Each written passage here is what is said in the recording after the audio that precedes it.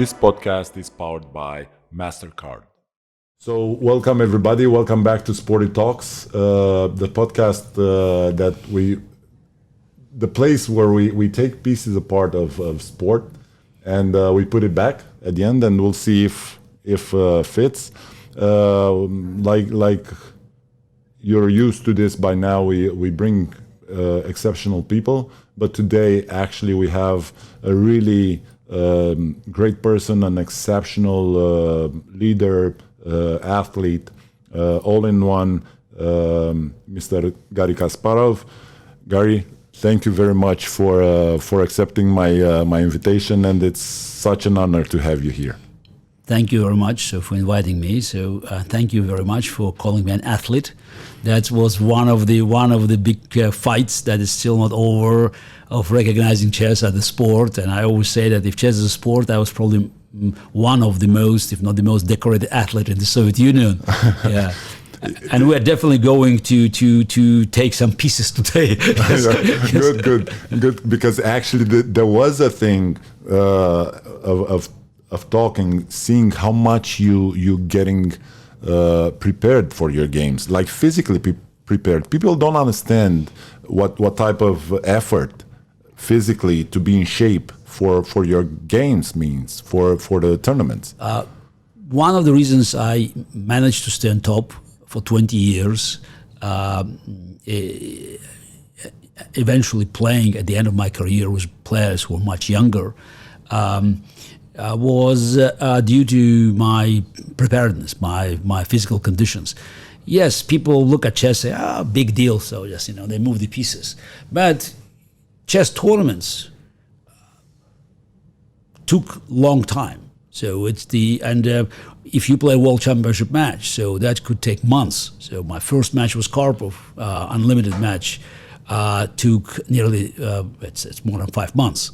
And other matches that we played, they were 3 months each, 24 games, 3 games a week, so very slow motion.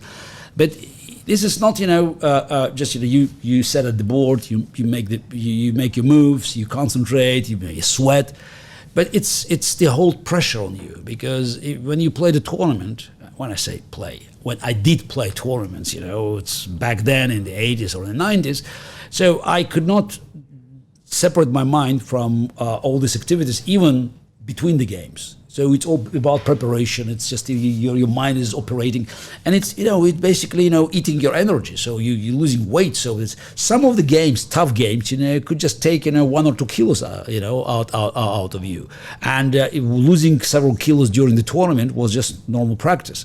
And it's very important that during long game, 6 hours game, so you are fresh at the end. So and it's a 6 hours game and 13 rounds, like the 40 players tournament. So you play nearly 16, 17 days. You need to be fresh. You need just to have an energy. And I always managed to outperform my younger opponents.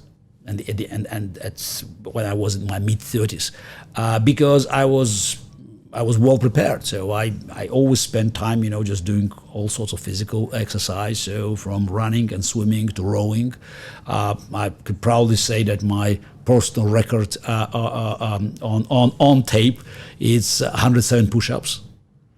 So I just nice. I did a lot of training, because I knew it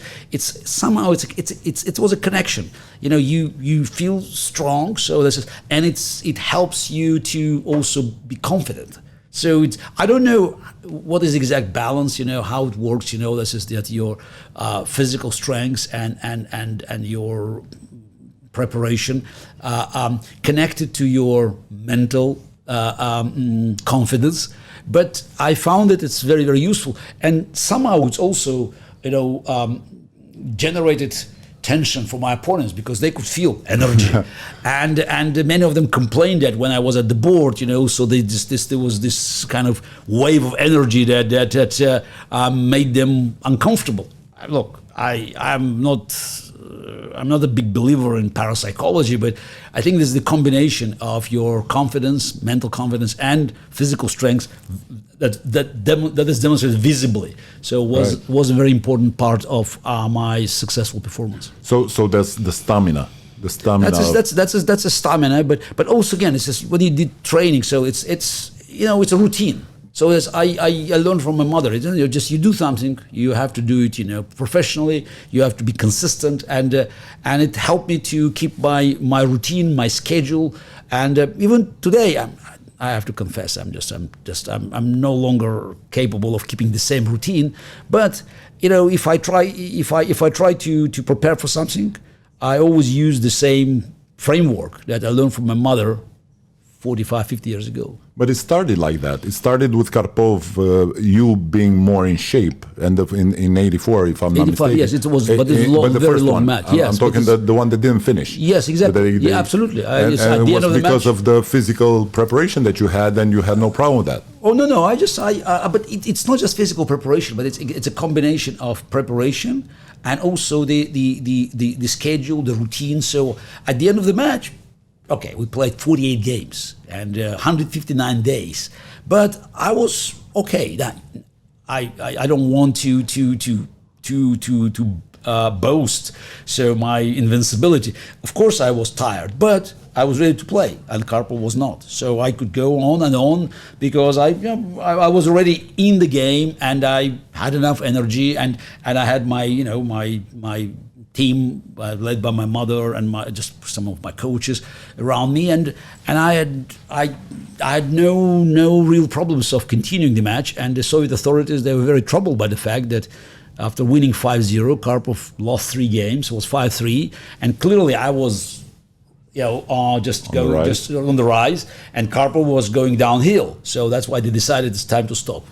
That had to be tough at that moment because you came up with so much energy. And I have to admit that, I had my doubts in time of chess being a sport, but I realized how important it is, everything, and it checks all the boxes that, basketball does, or just because you don't sweat in that sense, it doesn't make it a difference.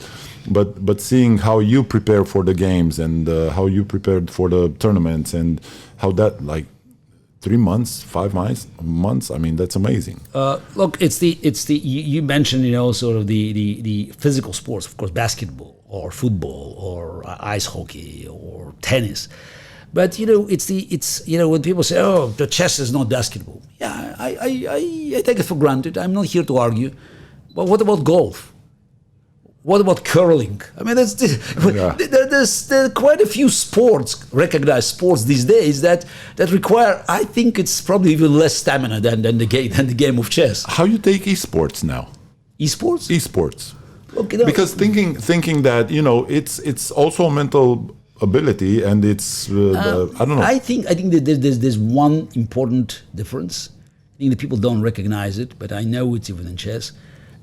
That's why I have a problem of considering it a sport. You don't see your opponent. This is very important. In chess, when you play chess online, right, you don't see your opponent. So this is something very important disappears. It just you see that the board, just you look at your opponent. There's an element of psychology there. You play poker, so this is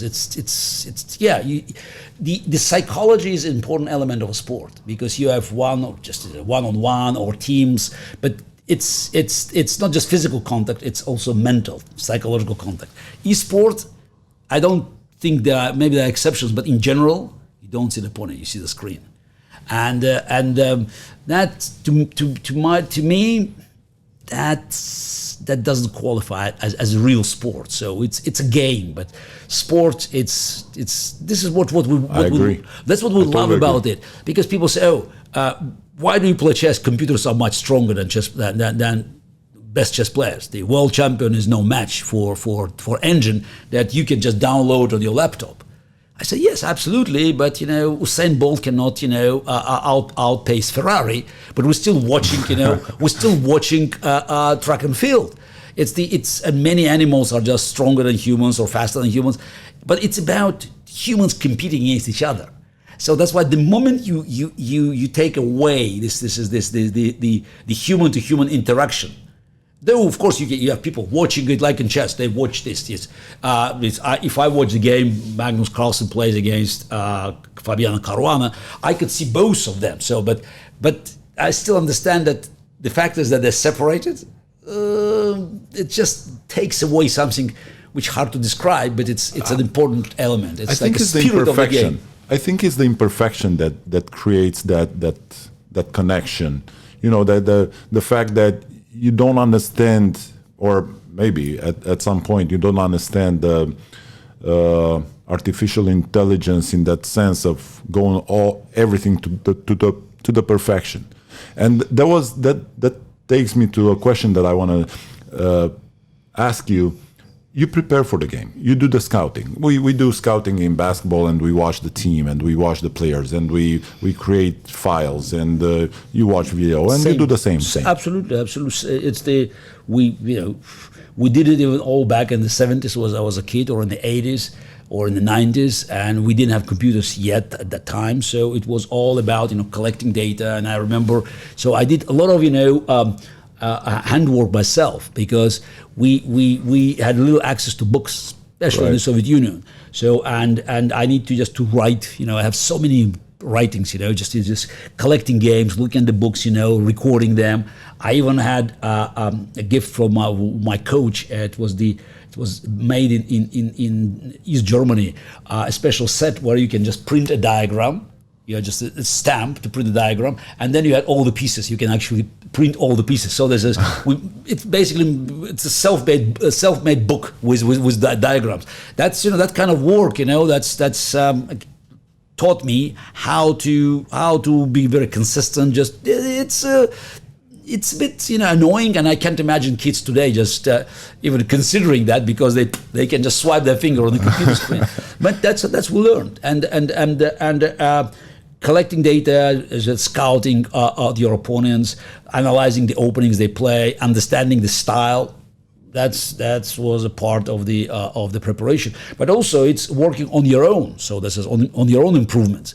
And when I was at my training sessions, so I worked 5-6 hours a day. That was just easy. And when I played tournaments, so I played long games, but I still spent several hours a day preparing and just analyzing. So it's not just time consuming; it was energy consuming. But that was inseparable part of my success. But you've been characterized by an aggressive, as an aggressive player. Yeah. Is it because of your attitude, or is it because of the style of, or both of the style? They are connected. They're connected. You're right. This is because the character, your character, is displayed, the movement. Is displayed on the board, because it is very natural, because it's the sometimes people just make mistake by thinking, oh, maybe I'm too aggressive, and then maybe I have just to make an adjustment. And you hear all the time, oh, you just have to work on your character. No, you don't have to work on your character. So that says you should understand your character. This is this big difference. You cannot change who you are, because if you are engaged in any decision making, especially in a sport, so you should recognize that the character, your nature, will dictate, your decisions at the crucial moment. Like in chess, it's you are reaching the climax of the game. Most likely, you will be under time pressure. So and you have to make a decision. And the nature of the position, whether it's a very sharp, aggressive position, or it's more like trench war, close position, will influence your decision. Because if you're an aggressive player, you better have a position where your gut feelings will lead you in the right direction. If you're a more defensive player, and there's nothing wrong about it, you should try to make a position that that will not contradict your gut feelings when you have to make a big choice. So it's a mistake to connect the style, which is based on character, with the result. You can have players in tennis with a very powerful serve who rush into the net, or somebody who's playing from backline. Both could be number one. Right. What is very important is just if you face the opposition that's a different sort of a different style, so that you can force your opponent or the team that you're facing to play your game. To change, So it's change their game. like in football, you have Brazilians and Italians. You can just look at two opposite styles. So the Creativity. Jogo Bonito and Catenaccio. So Brazilians won it 5 times, Italians won 4 times the World Cups. Sometimes they played each other, and this is in 1970. That's the first World Cup that I watched. I was 7. Brazil crushed Italy 4-1. I mean, 1982, Italy, just took revenge, just beating them, 3-2 in one of these stages, preliminary stages. So it's all about, forcing your opponent or the opposing team to play on your turf. So that requires a lot of preparation, because you just have to outsmart them to make sure they go to your territory, and you will just catch them, when the moment comes. Before and after. Before the game and after the game But after the game, you have to learn from it. No, this is right. But it's never-ending process. This is the game. Game provides very, very important information for you that you can use at the next day or next tournament. And even if you won, you still can learn a lot, because basically, if you won, in chess, is definitely it's your opponent made the last mistake. So it's not just because you are absolute genius. And since opponent made the last mistake, most likely also made some mistakes. So and the losing side always more determined to analyze. So you just have to go back and make sure that when they prepare to use your mistakes that you made before they made the last mistake, so you already one move ahead. So that was important part of my preparation. I was always at the cutting edge, trying to be one step ahead. So they came up with some new ideas, but I was already, I already found it. So I tried to be, just a little bit ahead of them, ahead of the curve, to surprise them with new ideas. Because I think that's part of the loop of the education and this sport. I love it because it's learn, practice, play, and it's. You learn, you apply, you practice, and you play. You don't perform, you play. You play sports, you play chess, you play basketball, you play football, you play also in Romanian, it's the same, juci. But that's a combination between performing and passion. And I think coming over and over, and like you said, you also learn so much after the game, because people think they learn from mistakes, but they don't. They learn from certified mistakes. If you certify the mistake you made, that you're not making anymore, or winning. That happens also in basketball, to be able to lose a game, but you played perfect as you could. But the other team is bigger, better, I don't know, something, you still learn from that. You couldn't do better. Coming to this education part, and wanted to take this conversation there, because you're passionate about technology.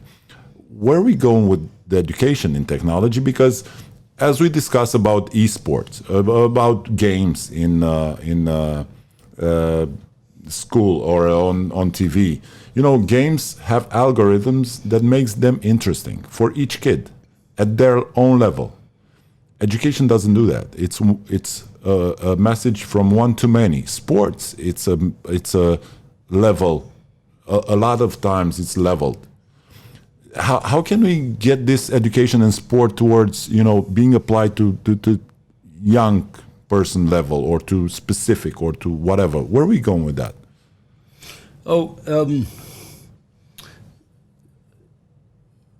It's a very big question, because it covers several important aspects and areas of our life. We can look at the educational process as a whole, and to recognize that it's like a piece of antique. It's old, yes. Antiquated. I always ask people just to make the visual experiment. So if just say that you have a person from the end of the 19th century traveling in a time machine to 2021. This person will not recognize anything, just will be shocked to see all these things, the mobile phones, and phones, they didn't, just it's everything there, TV, this is technology. So, but there's one thing that he or she will instantly recognize, is a classroom.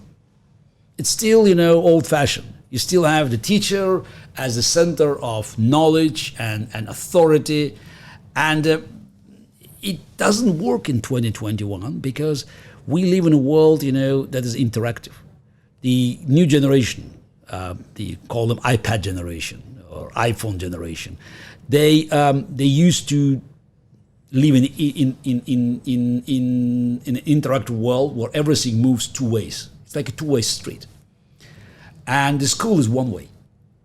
And I think we keep saying, oh, it's too risky to make changes because education it's such a big challenge, and if we just move too fast, it may jeopardize the whole process. The risk is huge. I agree. The problem is not making changes. It's even riskier. By the way, I even know the outcome. I agree that making big changes for system like education is unpredictable, but unfortunately, not making changes will lead to a predictable result. You know it exactly. You know it already. And if we believe that education is a preparation of our children for the future, for the new jobs, so we just have to recognize a simple fact: most of the jobs they will be looking for, they will covet in 10, 15 years, do not exist today. Right. When you just look at some of the prestigious jobs like 3D engineer, social media manager, drone operator, they didn't exist 20 years ago. And why don't we understand a simple fact? It's the technology is making changes, and unless we prepare our children for this new ultimate challenge, we will fail them. And we have to simply acknowledge that teaching kids knowledge, what it's a waste of time, because each of them can swipe their finger on a screen of their mobile device, and in 2-3 minutes they can get more data available than the teacher can tell them in 1 year. So we just have to teach them how. It's about application. So this is how this knowledge can be applied. And that requires dramatic change in the entire educational network. And it seems to me that when you look at the developed countries, the system is too rigid to accept these changes. And you have the traditions, customs, the generations of knowledge. And very often, it's just you hit the wall by trying to tell people that, with all due respect to these traditions and customers and generations, decades, if not centuries of experience, it's 2021. Wake up. So we need to do something very different. How did you do that? How was that transition for you? You have a master class.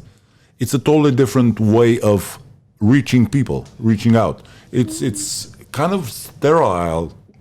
I don't know, plain. It's kind of just you and the camera trying to teach students. But it's I did one masterclass 4 years ago. Now in my new project that I'm involved, KasparovChess.com. So we have massive educational program, and what I would believe is the key is to make it fun.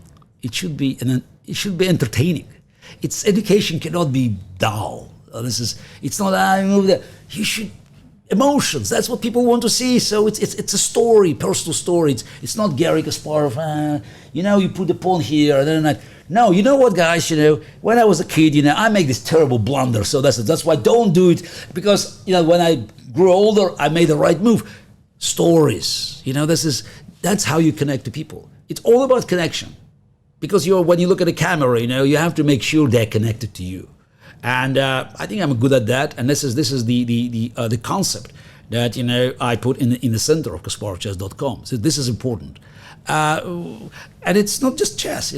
Anything you do, it's about connection. So the success of surprising success of the Queen's Gambit, where I was a consultant, it just was a result of connection. People could feel, wow, we could be connected to this orphan girl from Kentucky. Right. And after watching during the pandemics, all these sci-fi, fantasy movies, all of a sudden there's something that is so real. Yeah, the story is, of course, a little bit, just it's a fantasy because it never happened, and Best Harbor is more or less, reflection of Bobby Fischer. So, but it doesn't matter. The story was well set and it was very emotional. So I think it's finding the way of making education fun, making it entertaining, making it exciting, and also finding this way to connect. So I could be there. I could be in his or her shoes. I could I could associate myself with this concept. That's how we can get the most benefits from the technology without losing it to the fact that we're not seeing each other face to face. Connecting each other's dots. Exactly. Like, whatever you talk, it connects something else in my head. Come back to chess. How you recognize talent? In basketball, you recognize that a kid is 1.90 m at 14 years old. He's a potential. How you recognize talent in chess? Yeah, but it's not enough to be. It's not, of course, but at least you have a start. Exactly, but you have to throw the ball. Yes. So it's in chess. It's I don't know. I'm not sure I can give you just all the exact parameters, but this is the way he or she just plays the game, and often you need to hear them explaining it. But even when you look at the moves, so you can see the steady hand. Even for a kid, you can see the steady hand. You can see ideas. So I learned it from my great teacher Mikhail Botvinnik, who saw me when I was 10. Not super strong, but I was 10, good player. He immediately recognized phenomenal talent. By the way, that was recognized by my teachers, my coaches in Baku when I was 7 or 8. They already saw the talent because I lived chess. It's like match made in heaven. So from the first moment I discovered the game at age 5 or 6. God knows when it happened, because nobody was there to tweet about it. So watching my parents playing. Not playing, but trying to solve a puzzle from a local newspaper.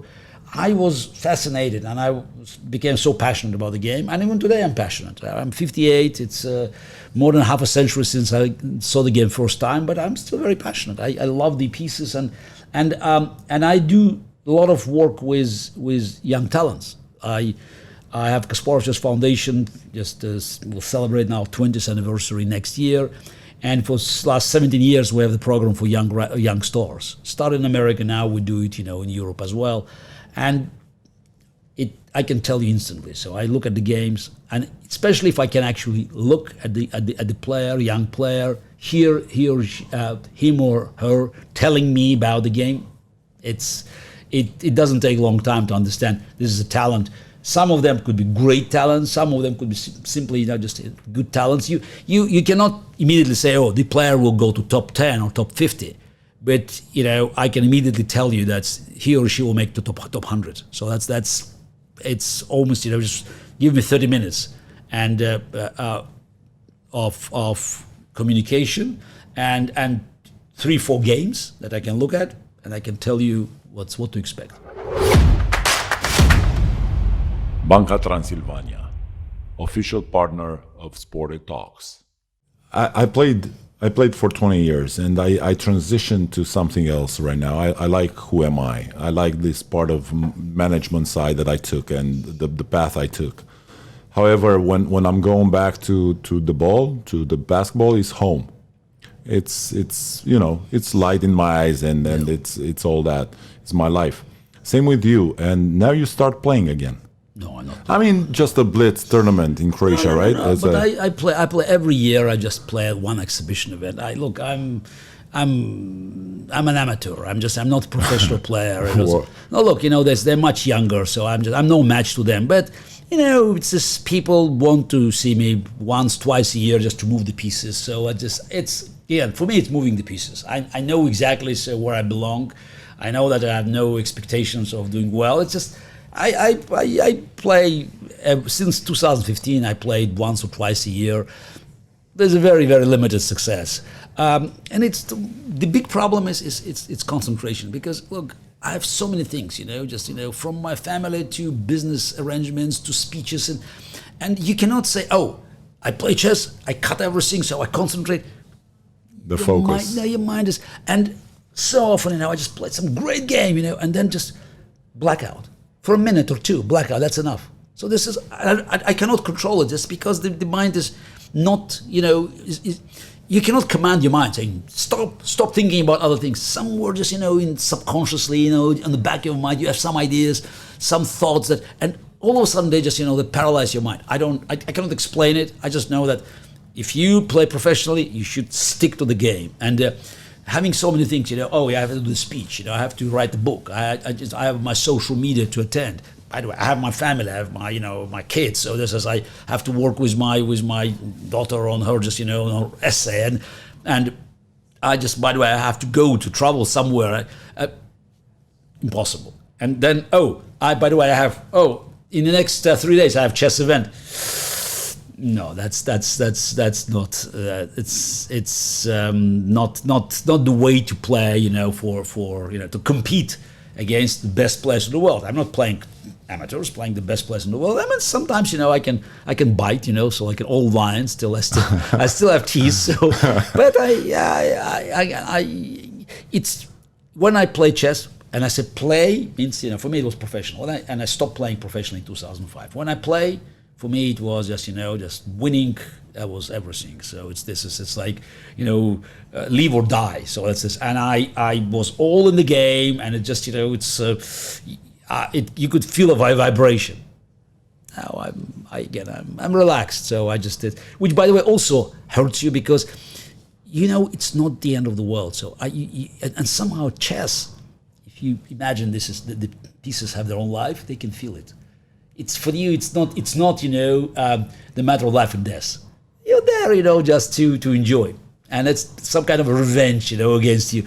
I remember I played a match, in this reshuffle chess, Fischer random chess, against Caruana, one of the top players in the world, 2 years ago in St. Louis. And I lost badly, but I had so many good positions, just almost winning positions. And I don't know how, but I just made terrible blunders. Just one game, this is at the start of the match. I totally outplayed him, just, and I had more time on the clock, so I just position I could win. And I made a horrible blunder. How on earth I could make it? I don't know. But again, maybe that's that's some kind of the revenge of the game, This is of chess. Because again, for me, it was not a matter of life and death, but it still was a pity. And I wish I could do better because it was a really good game. Psychologically, I just was so uncomfortable. I played great game, I outplayed him. No. You said and I knew that you're a competitive person to the max, and. Starting playing and you want to become the best and you become my champion and you stay champion and now you're that, greatest of all times and that you made a dent in the universe. How was that transition? When did you realize, listen, how does it feel to make that dent in the universe like you did? To be there? Because in the process you have your engines and you go, but all of a sudden, you're there, and you're alone. Look, one challenge is, of course, it's how to manage your life after you won the title. So I became world champion at age 22. So that's early, pretty young, especially for that. Exactly, 1985, and I managed to stay on top for 20 years. Okay, I lost my world championship match in 2000, but still had the highest rated player for 5 more years. So, it's quite long. And it's the one thing that was important for me, again, that's the lesson from my late mother. It's winning is everything, but not everything, actually. You also have to make the difference. It's just, you play the game and you have to try to create something new. So creating difference means that you always have to fight your own excellence. And I used to say that, as long as you are fighting your own excellence, you will never be short of opponents. So because, it's being on top, it's so easy, just to become complacent. Okay, I'm there, so you can rest on your laurels. And in my book, How Life Imitates Chess, I had a special chapter talking about this, this kind of emotions. And And I even argued that the success is the enemy of the future success, because success can blind you about your own weaknesses. And since I always wanted to make something new, to make a difference, I was always, relentless in analyzing my own games and finding my own mistakes. I had no problem as it didn't hurt my pride. So just being so rude, with myself, I made a mistake. So push, and it's winning the game was not enough. It's just, it's all never-ending process of finding something new and keeping, keeping sort of myself on this never-ending run, finding new ideas and improving. So that was very much my life, in professional chess. So from the moment I won the title, actually it was started earlier, but from won the title to the last day that I played in Linares, Spain in 2005. But then also, it's about the moment where you start thinking, maybe that's enough. And many players, they stay in chess forever, but I knew I wouldn't spend my entire life there, because making difference means that you have to recognize when you don't make difference anymore, and you have to apply what you learned in the game of chess for elsewhere. Not that I had any illusions that I could make big difference, the same kind of difference in other areas, because in chess I had unique talent, but still, I could be useful. And also it's important to continue your self-education. Just, you just have to look for improvements. Yeah. I stopped playing in 2005 when the moment has come to, and I knew it already in advance. So I mentally have been preparing myself. I remember there was a moment back in 1997. I played a tournament in Russia in Novgorod, and at the end of the tournament, so I won the tournament, and I was asked, so what's next? It was just after I lost my match to Deep Blue, and people wanted to know, so what are my plans? So, Mr. Kasparov, you're a world champion for 12 years, and so aren't you bored? So what else you want to accomplish? And I wasn't sure, and I said, I had my son born just a few months ago, so he was 8 months old at the time. I want him to see his father winning, just on stage winning. I just said it just without, it was very emotional, I just paid too much of a thought.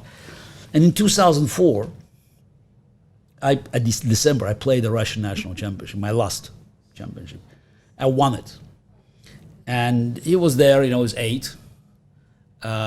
And at the closing ceremony, and I took my gold medal, and just, kidding, I just put it around his neck. And I just realized that's it. That's what else? That's it. And everything came just in place. Okay, time. I've been mentally preparing, but this was the right moment. Bingo. I played one more tournament in Linares that I mentioned just because I signed a contract, and I knew I would be on my own, because I thought that I still was number 1 rated player, but I could start doing other things, and it also was just turning point in my life. I remarried and just built a very happy family. So we have now kids. Our daughter born in 2006, and my younger son was born in 2015, and it was just dramatic shift in my life. So that's just, when you look at 2005, basically, it's everything in professional life, in private life, and now 16 years after, so I'm a happy man, because I found myself, I reinvented myself, thanks to my wife. So we just built a new life, and I feel that I'm still making difference. It's not the same kind, yes, but I'm engaged in chess. I'm contributing to the game of chess, and even just what I thought would be a minor engagement, like the Queen's Gambit, so became just a mega success. I'm doing with Kasparov Chess Academy, Chess Foundation and Academy, so it's a big contribution. We started the Kasparov chess, but on other sides, it's actually a much bigger part of my life. I'm actively engaged in promoting human rights, chairman of the Human Rights Foundation. I'm doing a lot for democracy, so in both America and worldwide. I'm involved in a fight against Putin's dictatorship, and I built my credentials as some sort of expert on AI and cybersecurity. You see, it's a full life. I wear many hats, and I think it's very important because though I know the limits of my ignorance, I'm not a computer expert, but I played machines. I know something about the quote-unquote psychology of the machines. And most important, I understand how humans interact with computers. This is the key, human-machine collaboration. I'm writing articles on this, you can there are dozens and dozens of articles, and even a book, Deep Thinking. And I feel that my experience that I accumulated in chess, but also in other fights and engagements, this is something to share with people. Definitely, and really appreciate it. And sport has to learn from this a lot because you saw the next move, and we don't. A lot of athletes don't see that. It's considered the first death when they just change careers, because we all think we're gonna grow old and go retire from sports, and it's not the case. And some people have voices. Some athletes, especially today when the channels are so easy, when you have social media, when you can tweet or you can do a TikTok or whatever. So athletes have a voice, and the most followed one, I think it's Ronaldo right now, that has endless. And you have a voice, and you built that voice to the extreme. You just mentioned Putin, and it's a voice that is loud. It's a voice that says, doesn't sit back. How is that fear involved in that? I mean, how did you grow up to be that voice? When you go and you say, that's dictatorship. That's I listened to you, I did, and now athletes more and more take social positions. Some are educated, some are not. To do so. I guess that's the beauty of the social media, that everybody can speak up, but you have a strong voice. Of course, you also paid your dues in time, but you still do it. How is that fear behind it? Look, I think it's very important to be consistent. So I was always consistent with my voice, and I believe that if you have the message, you have to stay on the message, and you cannot make compromises on principles. Am I fearful about the consequences? I'm a human being, yes, I am, but so what can I do? So this is I cannot start harnessing my message, just making it more comfortable for those I oppose. Are there consequences for this kind of behavior? Probably yes, but I learned from my early days, that's the motto of Soviet dissidents: do what you must and so be it. So it's this, you have to stay on your message, and you just mentioned the voices from the sport, and while I encourage more political and social engagement from the sports stars, what I hate most is hypocrisy. And speaking in basketball, we have few cases. I mean, this is the greatest star these days, LeBron James. This is the man that that shows anything but consistency, being very vocal about racial issues in America, and at the same time pocketing money from Chinese communists, and criticizing others who talked about Uyghur genocide or about Hong Kong attacks on the Chinese Communist Party, demolition of democracy in Hong Kong. So, fine, you want to be an authority in human rights, in defending people against power abuse and against injustice. Just do it, do it on a global scale. You cannot, separate your fights, especially if elsewhere you are just siding with those who are the worst human rights abusers. Yes, I think that this is not geolocated. The stance for human rights is not only in some part of the absolutely. It's globe. Discrimination is. It's a global world. Globalization means that you cannot separate the issues that you're dealing with in America or in France or in Romania from those that you are dealing with in China, Afghanistan. And when it's if you are actively defending the gender equality in America, you must raise your voice about power abuse in Saudi Arabia or in Afghanistan, recognizing that the challenges that the female activists facing there are very different from ones they face in Hollywood or in New York. If you meet Garry for like 86, let's say after 85, you meet Garry at 86, what would you tell him? Look, to do different or whatever, or keep it up or whatever. It's a question that I always hear in different modifications. Never heard, by the way, in this very explicit form of Garry 86 and what. Because I think we have some as athletes, we have a lot of challenges in time. If it's social, if it's family, if it's sport. So I know, but this is the problem of of trying to make changes in your life where you think it could fit you, but keeping the rest. The problem is life is a package. So it's complex. Exactly. Remember the Forrest Gump. It's a box of chocolate. Yes. You don't just you have to test and just to find out what's inside. So there are many moments in my life when I knew exactly what was wrong. So the problem is, and I wish I could have changed these things. And if you ask, Garry 2021 to advise Garry on in 1986, I can tell, okay, you know what, you can do this and that. But the problem is, it's like a butterfly effect.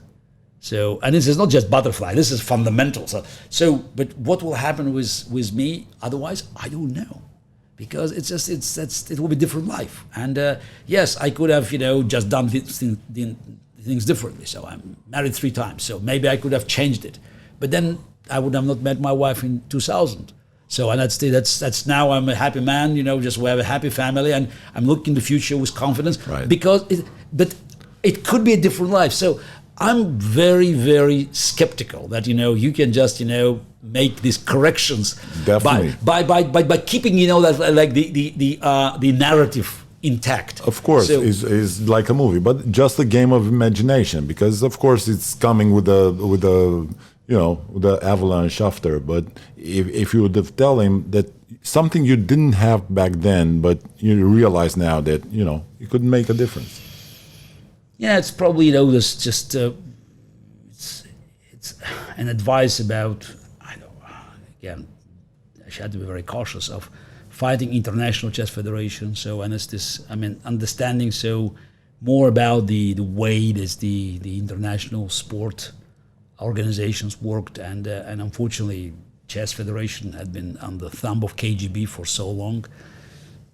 Probably, just offering some advice about building professional sport, chess as a professional sport. There were some mistakes that were made due to the lack of experience, that in late 80s or early 90s that could have been avoided. But I definitely would not advise on anything big, so on private life or on changes in Russia. So because that could lead to very dramatic changes that would not lead to Garry 2021. So that's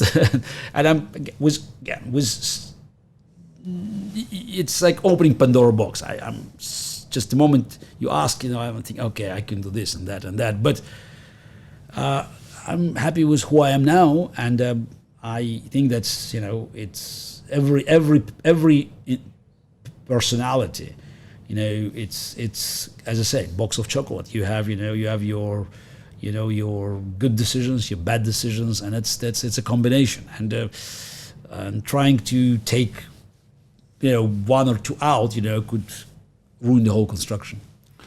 It's the great part in talking to somebody like you is that that was your calling. Chess was your calling.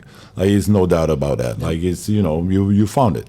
And how much was native, and how much out of that was educated after? Because it's both, but No, look, you definitely need just to have a talent for something. So and I believe that talent exists everywhere. But the big difference is opportunity. So I was lucky. So I grew up in the Soviet Union, and chess was a big deal there. It had support of the state. I mean, it was not charitable support, because the state was looking for talents to promote its intellectual superiority over the decadent West. But I benefited from that, and I was a hard worker. But I always, feel a bit disturbed when people say, "Oh, this player, whether it's a chess player, or basketball player, or a tennis player, not very talented, but he or she is a hard worker." I think hard working is a part of a talent. So yes, again, trying to separate it, it's just sounds wrong to me. I was well educated, but it was about my work ethics. So again, thanks to my mother. So she was really a hard worker, and she taught me the routine. So because routine is something that a lot of people they reject. It's too boring. So I was never afraid of doing boring things, as I just said. Doing the writing moves, or just printing diagrams, and then typing. This is my first articles and first book. That's it on a typewriting machine. Right. So that was the Erica. This is the East German typewriting machine. I have one more question, and I have to go back to that, because Deep Blue was part of your, men against machine. It's a whole thing. How are you getting prepared for something like that? It's like I'm facing tomorrow a computer in a basketball game. I have no clue what to expect, how to do my strategy. How you get prepared for that? Yeah. I mean, these days, it's in America, you have to always say human versus machine. Human, yes. Of course, human against machine. We have to pay, our dues to political correctness, and I used to that. So now and it's true. I mean, it's human versus machine. Now the matches I played with Deep Blue in 96, 97. I won the first one. I lost the second one. It was not just something that was brand new, because we already faced machines, though nothing was publicized as much as these matches, because you had IBM PR machine behind it. Since late 80s, machines became already a reasonable force to challenge players. The first computer that beat Grandmaster was Deep Thought. In 88, I think, and 88 or 89. I even played 2 games against Deep Thought, which was a prototype of Deep Blue, because it was this team from Carnegie Mellon University that developed this new machine. And then IBM acquired it, and they just turned into a Deep Blue project, which was not about chess, but more about parallel processors. So just maximizing the output of all these processors put together in one, one pyramid-like construction. And in 92, 93, we already had chess engines, early chess engines that could cause some problems in blitz games or in rapid chess games, 5 minutes chess, 25 minutes chess. But we all were under the impression that if we play what we call classical chess, 5-6 hours chess, it would not be a big challenge because we would have more time.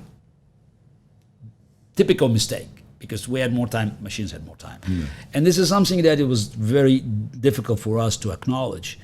And I realized in 97 that it's not about machines being perfect, because there's no perfection in this universe. It's not about machines solving the game.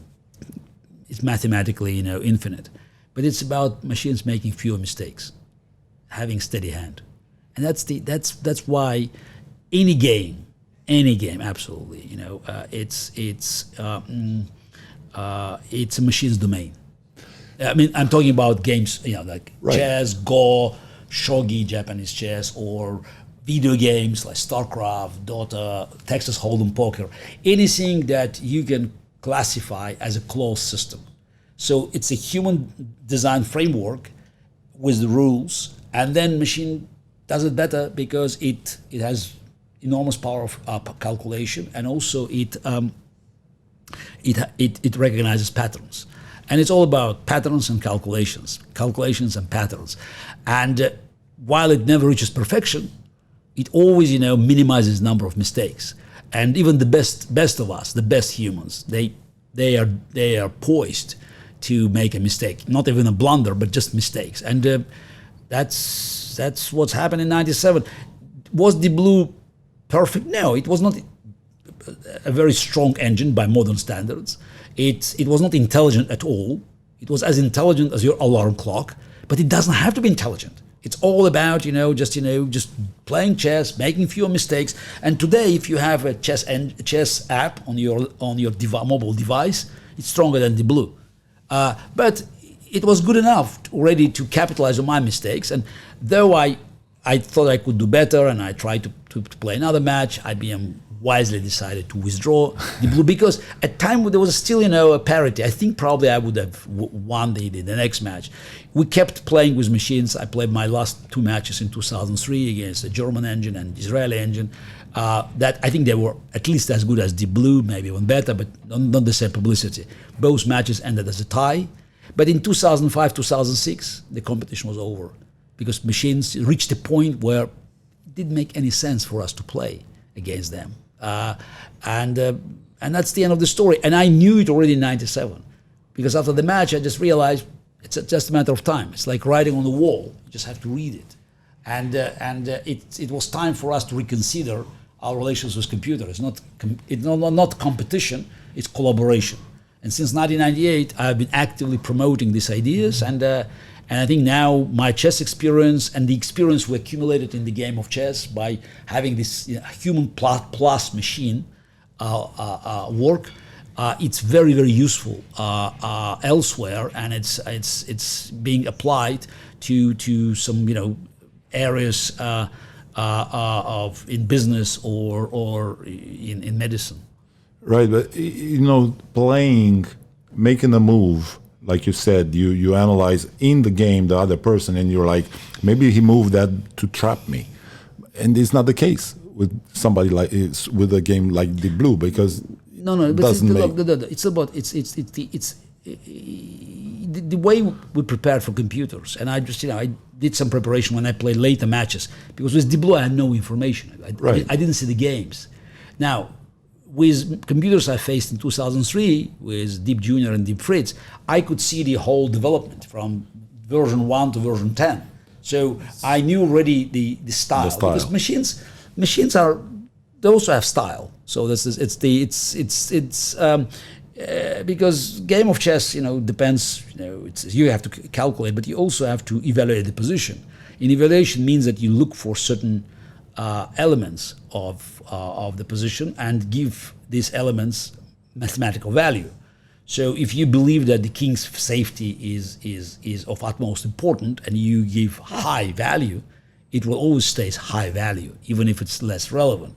So that tells you that if a computer has very high evaluation king safety, this machine will be more aggressive. Mm-hmm. Because it will right. see that some of the sacrifices could be justified because it is exactly. Right. If you lower it and will put more emphasis on piece activities or pawn structure, machine will be more strategic. So the moment you have enough games, and even 20, 30 games from computer could give you a pretty good idea how this computer thinks. And machines, especially, early computers, they lacked flexibility. I mean, today it's not as important because they're so strong. They just, this. Even if you understand what machine does, still you cannot capitalize on it because they are very consistent and have steady hand. But back in late 90s, early this century, we had a chance of basically winning the game by forcing machine into territory where we knew machine would be less comfortable. Nice. Thank you very much, Garry, for the whole interview and for your openness. I set up this table like this with me having the white pieces and you the black, because the last game in '85 against Karpov, you made Karpov played 84, yes. I played black. 84? Yes, 88. Yeah, no, but the championship game, the 24th? 24th game, yes. He played white. I played black. Right. Yes. And the yes, opening. yes. I know. Yes, You probably played By that the way, so this is much. interesting. When the moment I entered this, I looked at the position. Just its opening position, because it's what always bothered me that and I remember I immediately told Scott Frank. It's just when I was invited to work with the Queen's Gambit team.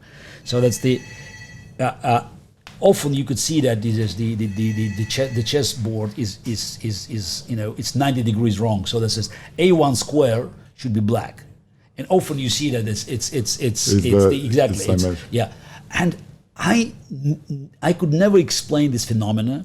I looked at many Hollywood movies, and it's just if people don't know how to put the pieces correctly, so how to put the board correctly, it should be 50-50 split, but somehow.